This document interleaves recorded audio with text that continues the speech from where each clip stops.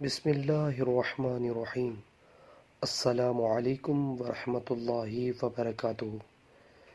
بلا ضرورت قرض لینا۔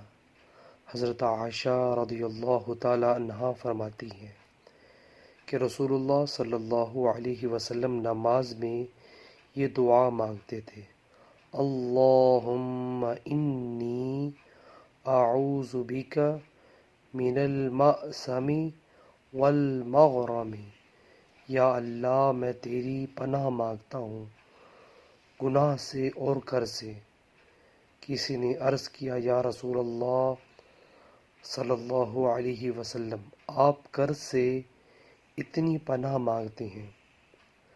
آپ صلی اللہ علیہ وسلم نے جواب دیا: آدمی جب مقروض ہوتا ہے تو جھوٹ بولتا ہے اور وعدہ کر کے اس کی خلاف ورزی کرتا ہے۔